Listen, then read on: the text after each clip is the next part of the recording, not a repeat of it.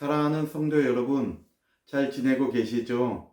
오늘도 구역공과 시간을 통해서 또 함께 만날 수 있음에 감사를 드립니다. 오늘은 우리 구역공과 78페이지 제19강의 내용을 함께 살펴보도록 하겠습니다. 지금 저희는 놋과 같이 빛난 사람의 안내를 받아서 에스겔 선지자가 그 성전을 방문하는 과정을 살펴보고 있죠. 첫 번째로는 500척 되는 성전 사면의 담을 먼저 놋과 같이 빛난 사람의 안내를 받아서 볼 수가 있었습니다. 그 성전 담이 얼마나 높은지, 높이가 한 장대고 또 그 폭도 한 장대라 그랬죠. 한 장대면 3.192m라 그랬잖아요. 그러니까 성전 담 높이가 얼마나 높은지 3.192m, 또 폭도 3.192m니까 얼마나 두껍다는 것을 또 알 수가 있잖아요. 이러한 성전 사면의 담을 에스겔 선지자가 먼저 볼 수 있었고요. 그리고 이제 두 번째로 우리가 지난 시간까지 아주 자세히 살펴본 동량한 문간을 볼 수가 있었죠. 그래서 놋과 같이 빛난 사람의 안내를 받아서 7계단을 올라가서 두 번째로 이 문간을 볼 수가 있었습니다. 이 문간은 우리가 몇 주 동안 자세히 살펴보았죠. 7계단을 올라가서 페타흐 하샤르라고 하는 아주 큰 출입구를 들어가게 되죠. 문간의 모습이 다 보이게 되는 거예요. 한 장대 되는 이 바깥쪽 문통을 지나면 28척 되는 긴 복도가 뻗어 있죠. 그 복도를 지날 때 양옆으로 3개씩 각각 6척 되는 정사각형 모양의 문지기 방들이 왼쪽에도 3개, 오른쪽에도 3개, 이렇게 6개의 문지기 방이 있는 것을 이 복도를 통과하면서 보게 돼요. 또 이 복도와 문지기 방을 구분하기 위해서 한 척되는 퇴가 이렇게 또 복도와 문지기 방의 경계를 또 알려줬다 그랬잖아요. 이러한 6개의 문지기 방을 지나서 안쪽에 있는 현관 입구에 있는 그 안쪽의 문통을 한 장대 되는 또 안쪽의 문통을 통과하게 돼요. 그러면 아주 또 넓은 길이가 22척 되고 폭이 8척 되는 넓은 그 현관을 또 만나게 되잖아요. 그리고 이 현관의 문지방을 넘어서 그 문을 열고 바깥으로 나가게 되면 드디어 에스겔 성전 내부의 바깥들을 처음 보게 돼요. 그러면서 이제 오늘 세 번째 볼 내용이 이 문간 양옆으로 쫙 뻗어 있는 박석 깔린 땅이 있고 그 위에 30개의 방들을 보게 되는 거죠. 이것이 얼마나 경이로움인지 오늘 본문인 에스겔 40장 17절 말씀 볼 때에 우리 번역에는 빠져 있지만은 베힌나라는 단어가 있다 그랬죠. 감탄사예요. 베힌나. 야, 한번 봐라. 얼마나 이 멋진 광경인지. 저희들도 만약에 아주 좋은 집이라든지 어떤 그 건물을 볼 때 들어가면 와 그러잖아요. 그런 것처럼 에스겔 선지자도 이 바깥들에 들어가서 이 문간 양쪽에 있는 아주 정결하게 깔려있는 그 박석 깔린 땅과 그 위에 자리 잡은 30개의 그 방들이 쫙 펼쳐져 있는 거 볼 때에 이 에스겔 선지자도 놀랄 수밖에 없었다는 거예요. 베힌나, 야 봐라 할 때 그 감탄이 절로 터져 나오는 거죠.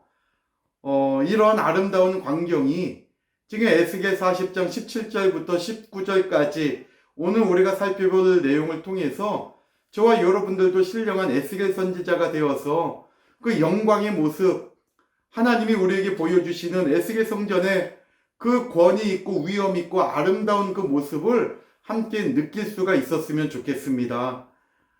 근본 2021년도 이 공과를 통해서 하얀 종이에 적혀 있는 검은 글씨의 그 말씀이 살았고 운동력이 있어가지고 우리들의 마음 속에는 이것이 그려지고 보여져서 정말 내 머리에 각인되고 우리 마음에 새겨져서 이 귀한 성전, 새 예루살렘의 그림자가 되는 에스겔 성전, 천국의 예표가 되는 그 성전을 바라볼 때마다 하나님 나라의 아름다움을 한 번 또 생각해 보고 그 나라에 들어가기 위해서 힘쓰고 애쓰는 저와 여러분들의 남은 신앙생활들이 다 되었으면 좋겠습니다.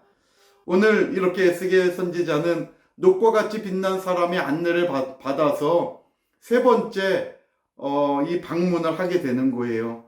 바로 박석 깔린 땅과 그 위에 있는 30개의 방들. 자, 어떠한 모습일지 또 성경을 통해서 살펴보면서 저와 여러분들이 정말 그 감개무량한 마음을 가지고 그 모습을 바라볼 때마다 내가 하나님의 백성 되고 내가 하나님의 자녀 되었다는 이 사실이 얼마나 복된 일인지 깨닫고 신앙생활 가운데 늘 주야로 말씀 읽고 이 세상 가운데 있지만은 하나님의 자녀로서 힘있게 살아가기에 부족함이 없는 우리 모두가 다 되었으면 좋겠습니다. 자, 그러면 우리 79페이지 보면 세 번째 방문한 곳 그랬죠? 박석 깔린 땅과 30개의 방들. 에스겔 40장 17절 말씀을 제가 읽어드릴게요. 그가 나를 데리고 바깥들에 들어가니 뜰 삼면에 박석 깔린 땅이 있고 그 박석 깔린 땅 위에 여러 방이 있는데 모두 30이며 말씀하고 있죠. 히브리어 원문으로 보면 그가 나를 데리고 바깥들에 들어가니 그 다음에 베힌네, 아까 제가 말씀드렸죠. 이거 히브리어로 감탄사예요. 배 그리고 라는 접속사죠. 힌네 봐라. 야, 들어가서 야 그리고 봐 하면서 그 박석 깔린 땅의 모습을 보여주는 거예요. 그러니까 이걸 보고 이 에스겔 선지자도 그 신비로움과 그 경이로움에 놀랄 수밖에 없었다는 거죠. 저와 여러분들도 믿음의 눈으로 함께 그 모습을 바라보면서 천국을 확신하고 우리의 믿음 생활에 내가 참 잘 선택했구나 뒤를 돌아보지 않고 표대를 향하여 전진해 나아가는 우리의 모든 시간들이 다 되었으면 좋겠습니다. 79페이지 1번 박석 깔린 땅이 있죠. 방금 읽어드린 대로 뜰 3면에 박석 깔린 땅이 있다 그랬어요. 이것은 우리가 지금까지 지난주까지 살펴본 그 문간이 있었잖아요. 이 문간은 길이가 50척이고 폭이 25척이라 그랬잖아요. 그 문간을 중심으로 좌우로 3면으로 이렇게 사비부에서 그 문간 둘레에 박석 깔린 땅이 쫙 깔려 있었다는 거예요. 얼마나 멋있어요. 박석 깔린 땅. 여기 박석은 리츠파라고 하는 단어인데 이것은 포장도로를 얘기하는 거예요. 오늘날로 얘기하면 우리가 경복궁이라든지 이런 고궁에 보면 돌로 이렇게 아름답게 길을 깔아놓은 걸 볼 수가 있죠. 그 당시에는 이것이 오늘날 포장도로와 같은 아주 멋진 도로가 되는 거예요. 그 박석 깔린 땅이 깔려 있는 거 볼 때에 놀랄 수밖에 없었다는 거죠. 그래서 이 사비부 박석 깔린 땅이 이렇게 사비부 하면서 3면에 다 둘러 있었다는 것을 얘기하고 있어요. 자, 한 페이지 넘기면 80페이지에 두 번째 박석 깔린 땅의 폭 그랬죠. 이것은 박석 깔린 땅은 바깥들 문간 좌우로 펼쳐져 있다 그랬죠. 그 문간은 아까 얘기했죠. 길이가 50척이니까 마찬가지로 이 박석 깔린 땅도 이 50척의 길이로 쫙 이런 데 깔려 있었다는 거예요. 그래서 문간의 길이가 밑줄에 적으세요.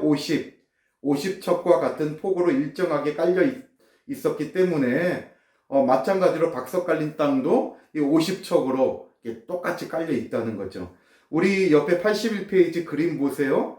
그림 보면 오른쪽이 동쪽이잖아요. 그 동양한 문간의 7계단을 넘어서 지금 에스겔이 녹같이 빛난 사람의 안내를 받아서 들어온 거예요. 그래서 이렇게 복도를 통해 가지고 현관을 통해서 그 문이 열려 있잖아요. 열려 가지고 그 바깥들에 하얗게 되어 있는 부분이 다 바깥들이에요. 100척이죠. 폭이 다. 이 100척대는 100척이면 53.2m니까 얼마나 또 넓어요. 굉장한 이 성전이에요.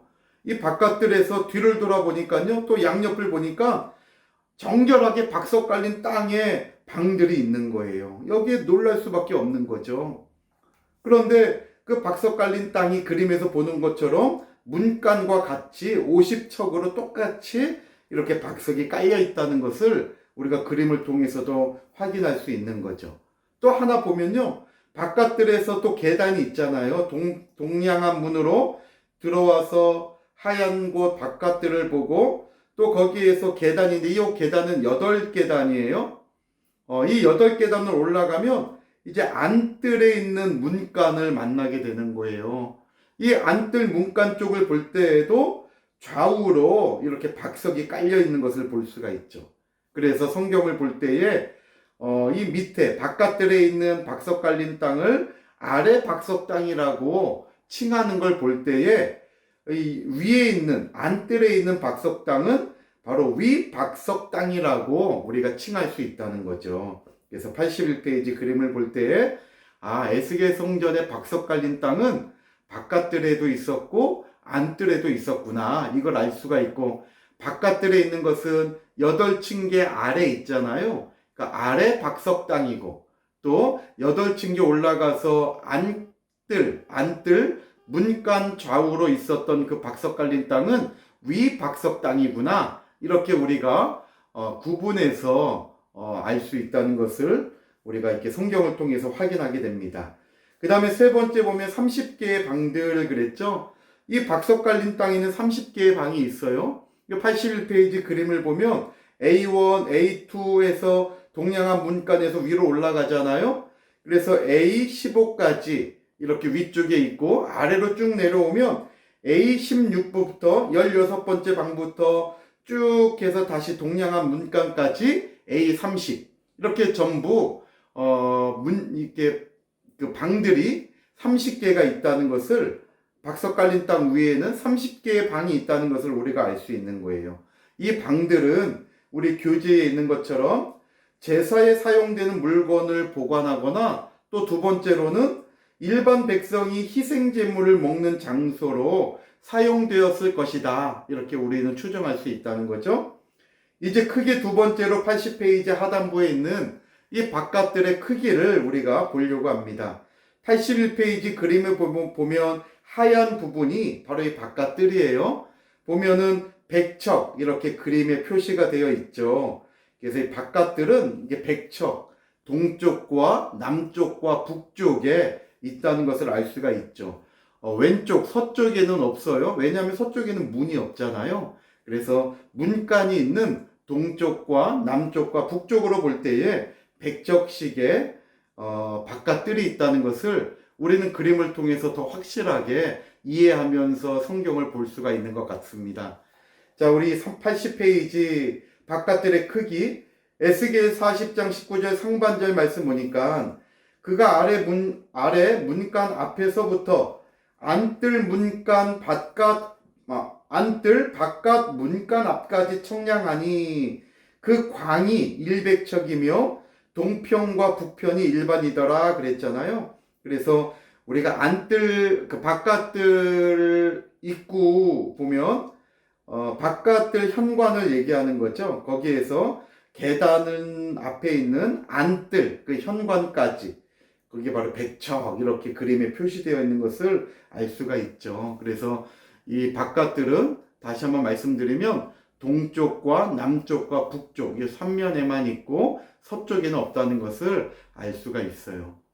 사랑하는 성도 여러분, 이렇게 우리는 지금 19강을 통해서 박석 깔린 땅과 30개의 방들을 에스겔 선지자가 세 번째 녹같이 빛난 사람의 안내를 받아서 이렇게 방문했다는 것을 우리가 알 수가 있어요. 우리가 지금 이 말씀을 통해서 또 그림의 도움을 받으면서 지금 성전 하나하나 에스겔 선지자가 보는 부분을 통해서 우리도 따라 보고 있어요. 얼마나 놀랍습니까? 이 에스겔 성전에 저와 여러분들이 꼭 들어가야 되지 않겠습니까? 그렇다면 누가 이 에스겔 성전에 들어갈 수 있을까요? 누가 이 새 예루살렘 성의 하나님 나라에 들어갈 수 있을까요? 요한계시록 22장 14절 말씀 보면 그 두루마기를 빠는 자는 복이 있다 그랬어요. 현재형이에요. 그 두루마기를 빠는 자, 옛날에 빨았던 자가 아니라 지금도 열심히 빠는 자, 현재형으로 되어 있어요.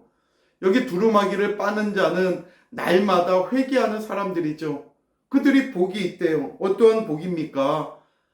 요한계시록 22장 14절 하반절 말씀 볼 때 그 이유를 얘기하고 있는데요. 이는 저희가 생명나무에 나아가며 문들을 통하여 성에 들어갈 권세를 얻기 때문이라고 얘기하고 있어요. 여기 성은 1차적으로 새 예루살렘 성을 얘기하고 있죠. 구약에 우리가 지금 살펴보고 있는 에스겔 성전을 얘기하고 있는 거예요. 저 천국에 들어가는 것을 얘기하고 있는 거죠. 누가 그 에스겔 성전 문 안에 들어갈 수 있느냐? 날마다 자기의 두루마기를 빠는 자들이라고 얘기하고 있어요. 사랑하는 성도 여러분, 정말 회개하는 자가 천국에 들어가는 거예요. 죄 안 지을 사람이 누가 있겠습니까? 아담 타락 이후에 우리는 다 죄인이에요. 또 예수 그리스도의 십자가의 그 은혜를 붙잡고 늘 죄를 안 지으려고 죄악과 싸워 이기고 내 자신과 싸워 이기고 이 세상과 싸워 이기는 삶을 살지만 그래도 우리의 연약함은 내가 알지 못하는 죄를 또 짓고 살아갈 수도 있다는 거예요. 그렇기 때문에 회개하지 않고는 살아갈 수 없는 존재가 바로 저와 여러분들이라는 거죠. 그래서 오늘 요한계시록 22장 14절에서는 날마다 그 두루마기를 빠는 자가 복이 있대요. 바로 문을 통하여 그 성전에 들어가는 권세를 얻는 것이라는 것이죠. 오늘 이 말씀을 잘 듣고 우리가 에스겔 성전을 공부할 때마다 정말 회개하지 않으면 안 되겠구나. 늘 아버지의 마음을 기억하면서 회개하는 삶을 살아가서 정말 이 성전에 다 들어가는 저와 여러분들이 되었으면 좋겠습니다. 이어지는 요한계시록 22장 15절 말씀 보면요. 천국에 들어가지 못하는 6부류의 사람들을 얘기하고 있어요. 첫 번째로 개들과 두 번째 술객들과 이 술객들은 헬라어로 파르마코스라고 하는데 점치는 사람들을 얘기해요. 우리 성도들은 점치러 다니면 안 되는 거예요. 재미로라도 장난으로라도 그런 거 하면 안 됩니다. 하나님이 싫어하시는 거예요. 하나님께 맡기면서 믿음으로 달려가야지 내 미래가 불투명하고 내가 너무나 조바심치고 내가 불안하다고 점 보면서 그 점의 위로를 받으면 안 된다는 거예요. 그 점치는 자들, 또 세 번째 행음자들과 네 번째 살인자들과 다섯 번째 우상숭배자들과 여섯 번째 거짓말을 좋아하며 지어내는 자마다 성 밖에 있으리라. 요한계시록 22장 15절에 이어지는 말씀이에요. 그들은 성 안에 들어오지 못해요. 성 밖에 있다는 거예요. 오늘 이 말씀을 기억하시고 에스겔 성전에 그 7층계를 올라서 문간을 통과해서 바깥들에 드디어 들어왔어요. 이 모습을 저와 여러분들이 믿음의 눈으로 바라볼 뿐만 아니라 내가 이러한 자격자가 되기 위해서 요한계시록 22장 15절에 있는 이 6부류의 삶을 경계하면서 날마다 두루마기를 빠는 가운데 정말 성 안에 들어가는 복 있는 저와 여러분들이 다 되시기를 주님의 이름으로 축원합니다. 이제 다음 주에 20강을 통해서 다음 주에는 이제 안뜰까지 들어가요. 그래서 다음 주에 20강을 통해서 또 하나님의 은혜 속에 녹같이 빛난 사람의 안내를 받아 에스겔 선지자가 바라보는 그곳을 우리도 믿음의 눈을 통해서 함께 살펴보고 은혜 받도록 하겠습니다. 기도하시겠습니다. 참 좋으신 아버지 하나님, 오늘 이렇게 19강의 말씀을 통해서 저희를 또 깨우쳐 주시고 또 말씀의 길로 인도해 주시니 감사를 드립니다. 하나하나 바라볼 때마다 성경의 말씀이 우리 마음판에 잘 새겨지고 또 마음속에 잘 그려져서 하나님 나라가 온전히 우리의 삶 속에서 이루어지고 또 하나님 나라를 확신하면서 믿음 가운데 살아가는 우리 모두가 되게 하여 주시옵소서.